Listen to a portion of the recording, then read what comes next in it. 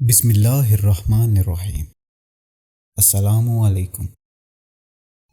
اگر ہم پہلی صف میں باجماعت نماز ادا کر رہے ہیں اور ہمارے پیچھے 3-4 صفیں مزید ہیں اور تب نماز کے دوران ہوا یا رہ خارج ہو جاتی ہے تو اس صورت میں ہمیں کیا کرنا چاہیے؟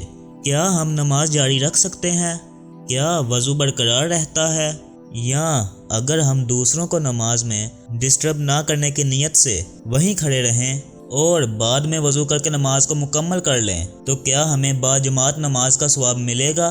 ناظرین، یہ ایسے سوال ہیں جن کے بارے میں ہم پوچھنے سے بھی شرماتے ہیں، اور پھر جب کوئی ایسا مسئلہ پیش آئے تو علم نہ ہونے کی وجہ سے ہم اپنی نماز خراب کر بیٹھتے ہیں، بلکہ اکثر اوقات تو ہم ثواب کی بجائے گناہ حاصل کر لیتے ہیں۔ قرآن مجید میں 100 سے زائد مقامات پر نماز کا ذکر آیا ہے، جن میں سے 80 مقامات پر صریحاً نماز کا حکم وارد ہوا ہے۔ جب اذان ہوتی ہے تو ہم اپنا کام کاج چھوڑ کر مسجد کی طرف رجوع کرتے ہیں تاکہ ہم نماز ادا کر کے اپنے گناہوں کی بخشش خدا سے کروا سکیں۔ حدیث مبارکہ میں ہے کہ اللہ تعالیٰ انسان کے اعمال کو نہیں دیکھتا، بلکہ اللہ تعالیٰ انسان کی نیت کو دیکھتا ہے کہ وہ کس نیت سے عبادت کر رہا ہے۔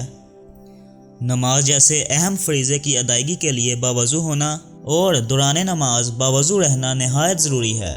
اسی لیے ہم وضو کر کے مسجد میں نماز ادا کرنے کے لیے جاتے ہیں، کیونکہ وضو کے بغیر نماز ادا کرنا ثواب کی بجائے گناہ کے زمرے میں آتا ہے۔ اسی لیے جب بھی ہم مسجد میں داخل ہوتے ہیں تو باوضو ہوتے ہیں۔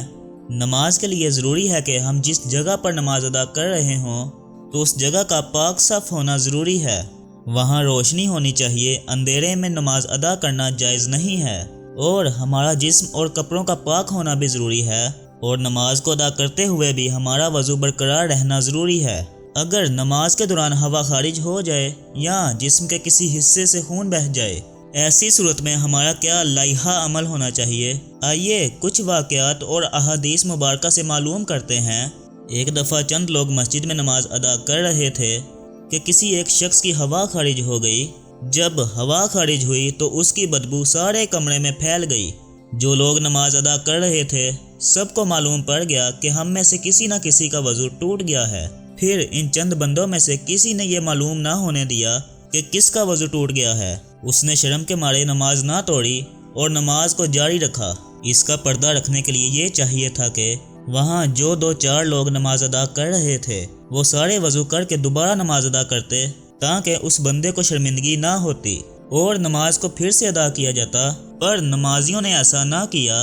ہمارے دین اسلام میں بھی یہ حکم ہے کہ کسی کے پردے کو ظاہر نہ کیا جائے جس سے اس کی دل آزاری ہو، لیکن یہاں سوال دل آزاری کا نہیں ہے۔ جیسا کہ حضرت علی بن طلب رضی اللہ عنہ سے روایت ہے کہ حضرت محمد صلی اللہ علیہ وآلہ وسلم نے فرمایا، جب تم میں سے کسی کی نماز کے دوران ہوا خارج ہو جائے تو چھوڑ کر چلا جائے، وہ وضو کر کے دوبارہ نماز پڑھے۔ اس حدیث مبارکہ سے یہ معلوم ہوا کہ نماز میں وضو ٹوٹ جانے کی صورت میں اپنی جگہ پر کھڑے رہنے کی اجازت نہیں ہے، بلکہ وضو کر کے دوبارہ نماز میں شامل ہونے کی ترغیب دی گئی ہے۔ ایک اور روایت میں حضرت عائشہ صدیقہ رضی اللہ عنہا بیان کرتی ہیں کہ حضرت محمد صلی اللہ علیہ وآلہ وسلم نے ارشاد فرمایا، جسے نماز میں نقصیر یا مزی آ جائے وہ لوٹ کر وضو کرے اور جہاں سے نماز کو چھوڑا تھا وہیں سے شروع کر دے، لیکن اس درمیان میں کلام نہ کرے۔ حضرت عائشہ صدیقہ سے ہی مروی ایک حدیث مبارکہ میں دوران نماز وضو ٹوٹ جانے کی صورت میں صفوں سے نکل کر جانے کے بارے میں بتایا گیا ہے۔ نبی اکرم صلی اللہ علیہ وآلہ وسلم نے ارشاد فرمایا، اگر کوئی نماز میں بے وضو ہو جائے تو وہ ناک پکڑ کر علیحدہ ہو جائے۔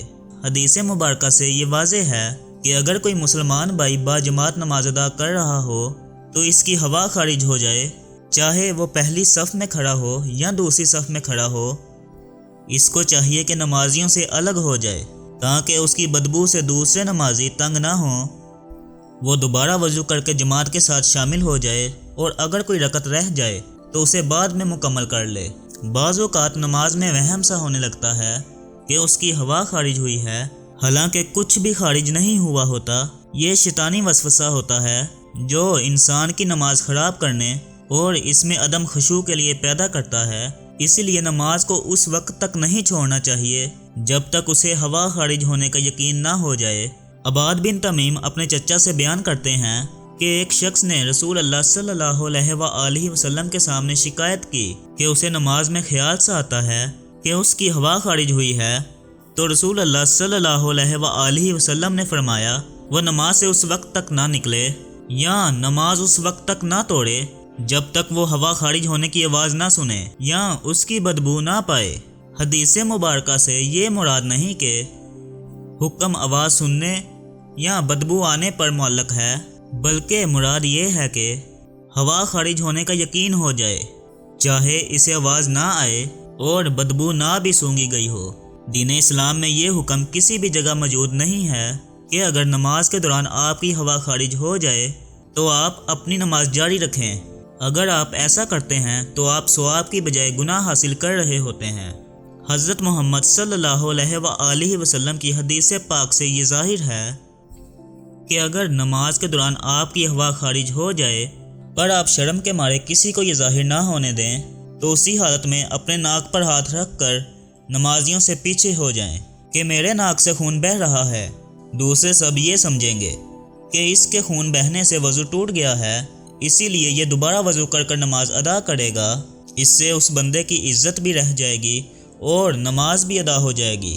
ہمارے پیارے بھائیوں، ناک سے خون بہنے، ہوا خارج ہونے، قح آنے، یہ سب صورتوں میں وضو ٹوٹ جاتا ہے۔ اگر ایسا ہو تو نمازی کو دوبارہ وضو کر کے جماعت کے ساتھ ملنا چاہیے، جو رکعت باقی رہ جائے اس کو ادا کرنا چاہیے۔ کچھ لوگوں کو یہ بیماری ہوتی ہے کہ ان کی بار بار ہوا خارج ہوتی ہے، ان کے ناک سے یا جسم کے کسی حصے سے خون بہتا رہتا ہے، شوگر کی وجہ سے پیشاب کے مسلسل قطرے گرتے رہتے ہیں، تو ان لوگوں کے لیے حکم ہے کہ وہ ہر نماز سے پہلے وضو کر کے نماز ادا کریں۔ اگر ابھی وضو کیا ہی ہے اور نماز کے لیے کھڑا نہیں ہوا تو اس کی ہوا خارج ہو گئی ہے یا اس کو قح آ گیا ہے تو وہ دوبارہ وضو کر کے نماز کے ساتھ کھڑا ہو جائے۔ اگر وہ ایسا نہیں کرتا تو اس کی نماز قبول نہیں ہوگی۔ یہ بھی یاد رہے کہ اگر اخراج روح کا تقاضا ہو تو رہ کو بامشقت روک کر نماز مکمل کرنا مکروہ تحریمی ہے۔ البتہ اگر نماز قضا ہو رہی ہو تو نماز قضا کرنے کی بجائے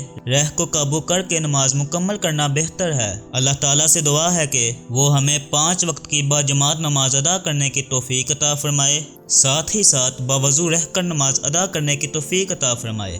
آمین یا رب العالمین۔